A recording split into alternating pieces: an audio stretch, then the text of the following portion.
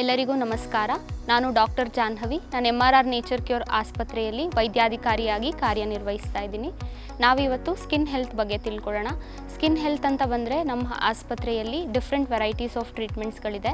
Starting with ಮಸಾಜಲ್ಲಿ ಬಂದರೆ fruit facial ಇದೆ, ಫ್ರೂಟ್ ಮಸಾಜ್ ಇದೆ, ಸಾಲ್ಟ್ ಗ್ಲೋ ಆಯಿಲ್ ಮಸಾಜ್ ಇದೆ. ಅದೇ ರೀತಿ ಅಪ್ಲಿಕೇಶನಲ್ಲಿ ಬಂದರೆ ನಮ್ಮ ಹತ್ರ ಮಡ್ ಬಾತ್ ಇದೆ, ಗಂಜಿ ಟರ್ಮರಿಕ್ ಅಪ್ಲಿಕೇಶನ್ ಇದೆ, ನೀಮ್ ಅಲೋವೆರಾ ಟರ್ಮರಿಕ್ ಅಪ್ಲಿಕೇಶನ್ ಇದೆ. ಇದೆಲ್ಲ ತೊಗೊಳ್ಳೋದ್ರಿಂದ ಸ್ಕಿನ್ ಹೆಲ್ತ್ ಚೆನ್ನಾಗಿ ಇಂಪ್ರೂವ್ ಆಗುತ್ತೆ. ಬರೀ ಅಪ್ಲಿಕೇಶನ್ ಮಾತ್ರ ಅಲ್ಲದೆ ಕೂಡ ಡಯಟ್ ಥೆರಪಿಲೂ ಕೂಡ less oily less salt food ಇರೋದ್ರಿಂದ ಅದು ಕೂಡ ಹೆಲ್ಪ್ ಆಗುತ್ತೆ. ಸ್ಕಿನ್ ಹೆಲ್ತ್ ಅಂತ ಬಂದಾಗ ಬರೀ ನಾವು ಅಪ್ಲಿಕೇಶನ್ಸ್ ಆಗಿರ್ಬೋದು ಅಥವಾ ಸನ್ಸ್ಕ್ರೀನ್ ಆಗಿರ್ಬೋದು ಬರೀ ಇದಿಷ್ಟು ಮಾತ್ರ ನೋಡ್ಕೊಂಡ್ರೆ ಆಗಲ್ಲ. ನಮ್ಮ ಗಟ್ ಹೆಲ್ತ್ ಕೂಡ ಇಂಪಾರ್ಟೆಂಟ್ ಆಗುತ್ತೆ. ಗಟ್ ಹೆಲ್ತ್ ಚೆನ್ನಾಗಿತ್ತು ಅಂತಂದರೆ ನಮ್ಮ ಸ್ಕಿನ್ ಹೆಲ್ತ್ ಕೂಡ ಚೆನ್ನಾಗಿರುತ್ತೆ. ಗಟ್ ಹೆಲ್ತ್ ಜೊತೆಗೆ ನಮ್ಗೆ ಸ್ಟ್ರೆಸ್ ಫ್ರೀ ಲೈಫ್ ಇದ್ದರೆ ಕೂಡ ಅದು ಕೂಡ ಹೆಲ್ಪ್ ಆಗುತ್ತೆ. ಅದರಲ್ಲಿ ಪ್ರಾಣಾಯಾಮ ಆಗ್ಬೋದು, ಮೆಡಿಟೇಷನ್ ಆಗ್ಬೋದು, ನಮ್ಮ ಸ್ಲೀಪಿಂಗ್ ಸೈಕಲ್ ಇರ್ಬೋದು. ಇದೆಲ್ಲ ಚೆನ್ನಾಗಿತ್ತು ಅಂತಂದರೆ ಆಟೋಮೆಟಿಕ್ಕಾಗಿ ನಮ್ಮ ಸ್ಕಿನ್ ಗ್ಲೋ ಬರುತ್ತೆ, ಸ್ಕಿನ್ ಹೆಲ್ತ್ ಕೂಡ ಚೆನ್ನಾಗಿರುತ್ತೆ. ಮತ್ತು ಯಾವುದೇ ರೀತಿಯಂಥ ಎಕ್ಸ್ಟರ್ನಲ್ ಕೆಮಿಕಲ್ಸ್ಗೆ ಎಕ್ಸ್ಪೋಸ್ ಆಗದೇ ಇರೋಂತಾಗ ನಮ್ಮ ಸ್ಕಿನ್ನ ನಾವು ಪ್ರೊಟೆಕ್ಟ್ ಮಾಡ್ಕೋಬೇಕಾಗತ್ತೆ. ಅದಕ್ಕೋಸ್ಕರ ನಾವು ಆದಷ್ಟು healthy fruits and vegetables, colourful fruits and vegetables consume ಮಾಡಿದ್ರೆ ಹೆಲ್ಪ್ ಆಗುತ್ತೆ.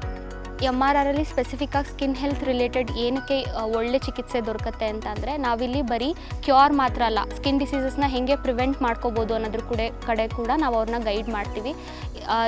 ಯಾವುದೇ ರೀತಿಯಾದಂಥ short term long term goal ಅಂತ ಇರಲ್ಲ. ಸ್ಕಿನ್ ಕಂಡೀಷನ್ ಅಂತ ಬಂದಮೇಲೆ ಕನ್ಸಿಸ್ಟೆನ್ಸಿ ಅನ್ನೋದು ಇಂಪಾರ್ಟೆಂಟ್ ಆಗುತ್ತೆ.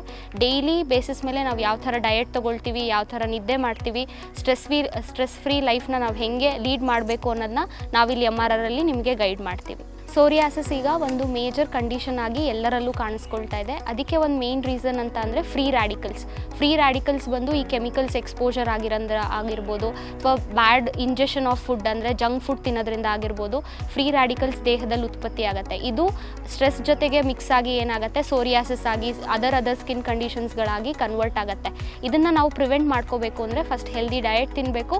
ಅದ್ರ ಜೊತೆಗೆ more of colourful fruits and vegetables consume ಮಾಡೋದ್ರಿಂದ ಏನಾಗುತ್ತೆ ಆ ಫ್ರೀ ರ್ಯಾಡಿಕಲ್ಸ್ನ ಟ್ಯಾಕಲ್ ಮಾಡೋಕ್ಕೆ ಹೆಲ್ಪ್ ಆಗುತ್ತೆ. ಒಂದ್ಸತಿ ಆ ಫ್ರೀ ರ್ಯಾಡಿಕಲ್ಸ್ ಟ್ಯಾಕಲ್ ಆಯಿತು ಅಂತಂದರೆ ಆ ಸೋರಿಯಾಸಿಸ್ ಕಂಡೀಷನ್ನ ನಾವು ಕಂಟ್ರೋಲ್ ಆಗೋಂತಹ ಪರಿಸ್ಥಿತಿ ನಮಗೆ ಬರುತ್ತೆ. ಸೊ ಹಾಗಾಗಿ ನಾವು ಅದನ್ನು ಹೆಂಗೆ ಕಂಟ್ರೋಲ್ ಮಾಡ್ಬೋದು ಅಂತ ಇಲ್ಲಿ ಡಯಟ್ ಪ್ಯಾಟರ್ನ್ ಆಗಿರ್ಬೋದು ಅಥವಾ ಯಾವ ಥರ ನಾವು ಡಯಟ್ ಫಾಲೋ ಮಾಡಬೇಕು, ಹೇಗೆ ಫಾಲೋ ಮಾಡಬೇಕು, ಅಥವಾ ನಾವು ಇವಾಗ ಸ್ಲೀಪಿಂಗ್ ಪ್ಯಾಟರ್ನ್ ಅಂದರೆ ಅದನ್ನ ಯಾವ ಥರ ಸರಿ ಮಾಡ್ಕೋಬೇಕು, ಇದೆಲ್ಲದ್ರ ಥರ ನಾವು ಗೈಡೆನ್ಸ್ ಅವ್ರಿಗೆ ಕೊಡ್ತೀವಿ.